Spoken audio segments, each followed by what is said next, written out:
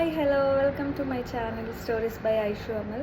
ഇപ്പോൾ കുറേ നാളത്തെ ആഗ്രഹമായിരുന്നു ഇങ്ങനെ ഒരു ഓൺ വോയിസ് ഇടണം എന്നുള്ളത്, പക്ഷേ അതിനുള്ള സമയം കിട്ടിയില്ലായിരുന്നു. അപ്പോൾ ഇന്ന് കുറച്ച് ഫ്രീ ആയി, ഇന്നൊരു ഓഫ് ഡേ ആണ്.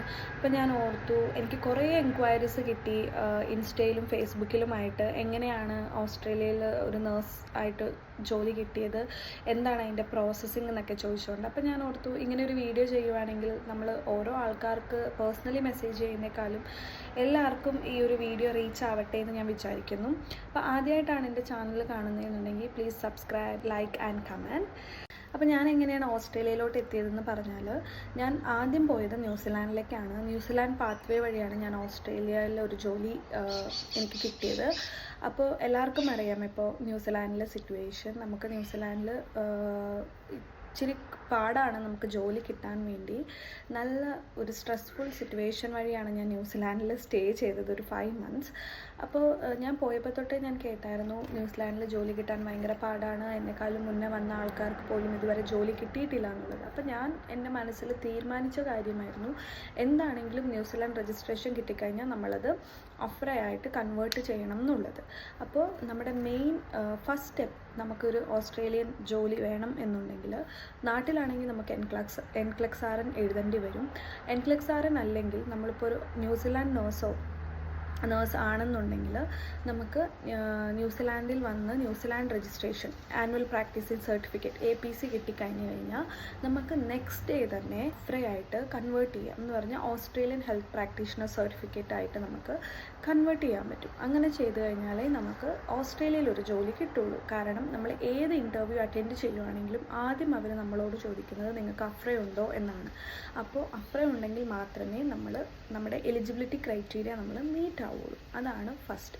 ഓക്കെ, അപ്പോൾ എനിക്കൊരു ജാനുവരിയിലാണ് ഞാൻ ക്യാബ് സ്റ്റാർട്ട് ചെയ്തത് ന്യൂസിലാൻഡിൽ.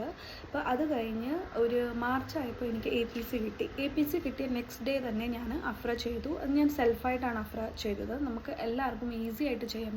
ഒരു ഏജൻസിനെയും കോണ്ടാക്ട് ചെയ്യേണ്ട ആവശ്യമില്ല അഫ്ര ചെയ്യാൻ വേണ്ടി. കാരണം കുറേ ആൾക്കാരെ ഞാൻ കണ്ടു എല്ലാവരും ഏജൻസിക്കൊക്കെ കൊടുക്കുന്നത്. അതിൻ്റെ ആവശ്യമില്ല, നമുക്ക് സ്വന്തമായിട്ട് അഫ്ര ചെയ്യാം. അതെങ്ങനെയാണ് ചെയ്യേണ്ടതെന്നുള്ളത് ഞാൻ നെക്സ്റ്റ് വീഡിയോയിൽ ഇടുന്നതായിരിക്കും. അപ്പോൾ അഫ്ര ചെയ്ത് കഴിഞ്ഞാൽ നമുക്ക് സീക്ക് എന്ന് പറയുന്ന ഒരു ആപ്പ് ഉണ്ട്. നമുക്ക് ന്യൂസിലാൻഡിലാണെങ്കിലും ഓസ്ട്രേലിയയിലാണെങ്കിലും ഉള്ള ആൾക്കാർക്കുള്ള ജോബ് സൈറ്റ്സ് ആണത് സീക്ക്. അപ്പോൾ സീക്ക് ഓസ്ട്രേലിയയിൽ ഞാൻ രജിസ്റ്റർ ചെയ്ത് അതിനകത്ത് കണ്ടിന്യൂസ്ലി അപ്ലൈ ചെയ്യുന്നുണ്ടായിരുന്നു. അങ്ങനെ അപ്ലൈ ചെയ്ത് എനിക്ക് ഒരു ഇൻ്റർവ്യൂവിൽ ഞാൻ സെലക്റ്റായി. അങ്ങനെ ഇൻ്റർവ്യൂവിൽ സെലക്ട് ആയിക്കഴിഞ്ഞാൽ അവർ പറഞ്ഞു, ഓക്കെ നിങ്ങൾ സെലക്ട് ചെയ്തു, നിങ്ങളെ HR കോൺടാക്റ്റ് ചെയ്യുമെന്ന്. പക്ഷേ 1 week കഴിഞ്ഞു, 2 week കഴിഞ്ഞു, HR ഒരു കോൺടാക്റ്റും ഇല്ലാത്തത് കൊണ്ട് എനിക്ക് തോന്നി അതിനി ശരിയാവില്ല എന്നുള്ളത്. പിന്നെ ഞാൻ കുറേ സ്ഥലത്ത് അപ്ലൈ ചെയ്തു, പക്ഷേ എവിടെ നിന്നും ഒരു റിപ്ലൈ എന്ന് പറയുന്നത് കുറേ സ്ഥലത്തു നിന്ന് വന്നു റിപ്ലൈ. നമുക്ക് കുറേ ലോട്ട് ഓഫ് അപ്ലിക്കേഷൻസ് ഉള്ളതുകൊണ്ട് നിങ്ങളുടെ അപ്ലിക്കേഷൻ നമ്മൾ റിജക്റ്റ് ചെയ്യുവാണെന്നുള്ളത്. അപ്പോൾ അങ്ങനെ ഇരിക്കുമ്പോഴാണ് എൻ്റെ ഒരു ഫ്രണ്ട് എനിക്ക് ഒരു ഇമെയിൽ ID തരുന്നത്.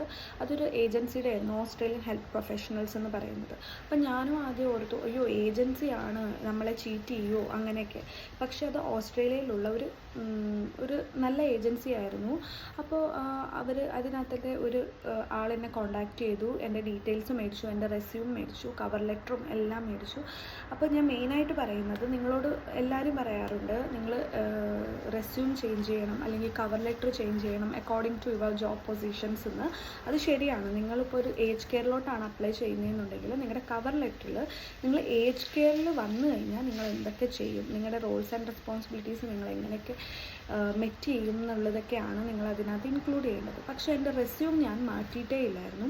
റെസ്യൂം എന്ന് പറയുന്ന സംഭവം ഞാൻ എങ്ങനെയായിരുന്നു എൻ്റെ റെസ്യൂം ഞാൻ ഫസ്റ്റ് കൊടുത്തത് അതേപോലെ തന്നെയായിരുന്നു എല്ലാ ജോബ് അപ്ലൈ ചെയ്തപ്പോൾ ഞാൻ റെസ്യൂം സബ്മിറ്റ് ചെയ്തത്. അപ്പോൾ എന്നെ കോണ്ടാക്ട് ചെയ്ത് എൻ്റെ ഡീറ്റെയിൽസൊക്കെ മേടിച്ച് അവരെനിക്കൊരു ഇൻ്റർവ്യൂ സെറ്റ് ചെയ്ത് തന്നു. അപ്പോൾ അങ്ങനെ ആ ഇൻ്റർവ്യൂ ഞാൻ അറ്റൻഡ് ചെയ്ത് കഴിഞ്ഞാണ് എനിക്ക് ജോലിയായത്. അപ്പോൾ ഇത് ഒരു ഏജൻസിനെ കുറിച്ചുള്ള പ്രൊമോഷനോ ഒന്നുമല്ല. എനിക്ക് ആ ഏജൻസി നല്ലതായിരുന്നു. കാരണം എൻ്റെ കയ്യിൽ നിന്ന് അവർ ഒരു 0 rupees പോലും മേടിച്ചിട്ടില്ല, ഒരു കോസ്റ്റുമില്ല. അവർക്ക് എൻ്റെ എംപ്ലോയർ ആയിരിക്കും ചിലപ്പോൾ കൊടുത്തത്, അത് എനിക്കറിയത്തില്ല. പക്ഷേ എനിക്ക് വിസയ്ക്കോ അല്ലെങ്കിൽ വിസ 0 cost ആയിരുന്നു. വിസ എനിക്ക് എംപ്ലോയർ സ്പോൺസേർഡ് ആയിരുന്നു. എനിക്ക് ഏജൻസി ഫീസ് ഇല്ലായിരുന്നു, ഫെയർ ടിക്കറ്റ് പോലും ഇല്ലായിരുന്നു. അതുപോലും നമ്മുടെ എംപ്ലോയറാണ് സ്പോൺസർ ചെയ്തു തന്നത്. അപ്പോൾ ഞാൻ പറയുന്നത്, എന്താ നമ്മൾ എന്തോരം ഹാർഡ് വർക്ക് ചെയ്താൽ ഒരു ദിവസം നമുക്ക് കിട്ടും എന്ന് പറയുന്നത് ഇതാണ്. കാരണം ന്യൂസിലാൻഡിലുണ്ടായിരുന്നപ്പോൾ നമ്മൾ ഭയങ്കരമായിട്ട് എന്ന് പറഞ്ഞാൽ നമ്മൾ ഇമോഷണലി ഫിസിക്കലി എല്ലാം ഭയങ്കരമായിട്ട് ഫെഡപ്പായ ആൾക്കാരായിരുന്നു. അങ്ങനെ ഉള്ള ആൾക്കാരെ ഇപ്പോഴും എനിക്കറിയാം അവിടെ. അപ്പോൾ ഞാൻ എന്നോട് ചോദിച്ചവർക്ക് എല്ലാവർക്കും ഞാൻ ആ മെയിൽ ഐ ഡി കൊടുത്തിട്ടുണ്ട്. അതല്ലാണ്ട് വേറെ കുറേ ഏജൻസി അല്ലെങ്കിൽ സീക്ക് വഴി വന്ന ആൾക്കാരെയും എനിക്കറിയാം. അപ്പോൾ എന്താണെങ്കിലും ന്യൂസിലാൻഡിലുള്ള ആൾക്കാരാണെങ്കിലും നാട്ടിലുള്ള ആൾക്കാരാണെങ്കിലും നിങ്ങൾ OET ക്ലിയർ ആയി കഴിഞ്ഞാൽ അയ്യോ ഞാൻ ന്യൂസിലാൻഡിൽ വന്ന ഇനി എനിക്ക് മുന്നോട്ട് എന്താ എന്ന് ഓർക്കേണ്ട ആവശ്യമില്ല. അവിടെ വന്നു കഴിഞ്ഞാൽ അവിടെ ജോലി കിട്ടിയില്ലെങ്കിൽ അടുത്ത രാജ്യം, അത്രേ ഉള്ളൂ.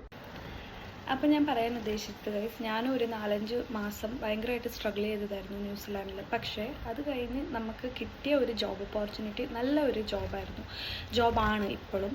അപ്പോൾ അതിനെക്കുറിച്ചുള്ള വിശേഷങ്ങൾ ഞാൻ ഇനി നെക്സ്റ്റ് വീഡിയോസിൽ പറയുന്നതായിരിക്കും.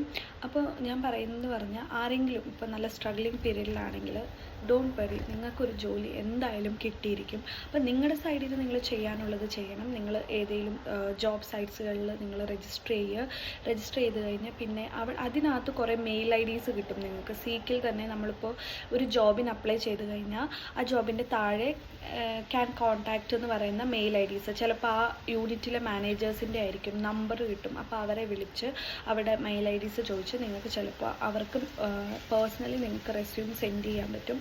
അല്ലെങ്കിൽ അവരുടെ മെയിൽ ID സെലക്ട് ചെയ്ത് അതിനകത്തേക്ക് റെസ്യൂം സെൻഡ് ചെയ്യുക. അങ്ങനെയൊക്കെ ചെയ്ത് ജസ്റ്റ് നിങ്ങളുടെ സൈഡിൽ നിന്നുള്ള എഫേർട്ട് നിങ്ങൾ എപ്പോഴും ഇട്ടുകൊണ്ടിരിക്കാം. എന്നെങ്കിലും ആ എഫേർട്ടിനൊരു റിപ്ലൈ വന്നിരിക്കും. എന്ന് പറഞ്ഞാൽ ലെറ്റർ ഓഫ് അപ്പോയിൻമെൻറ്റ് എന്ന് പറയുന്ന ഒരു ലെറ്റർ നിങ്ങൾക്ക് എന്തായാലും വന്നിരിക്കും. അപ്പോൾ അതാണ് ഞാൻ ഈ വീഡിയോ കൂടെ പറയാൻ ഉദ്ദേശിച്ചത്. അപ്പോൾ ഇനി വരുന്ന ദിവസങ്ങളിൽ എൻ്റെ കുറേ വീഡിയോസ് ഞാൻ ഇടുന്നതായിരിക്കും അബൌട്ട് ജോബ് അല്ലെങ്കിൽ നമ്മുടെ ഡെയിലി വ്ളോഗ്സ് അങ്ങനെയൊക്കെ. അപ്പോൾ പ്ലീസ് കീപ്പ് വാച്ചിങ്. ആദ്യമായിട്ട് എൻ്റെ ചാനൽ കാണുന്നവർ please subscribe, like and comment. അപ്പോൾ thank you for watching. See you soon. Bye by.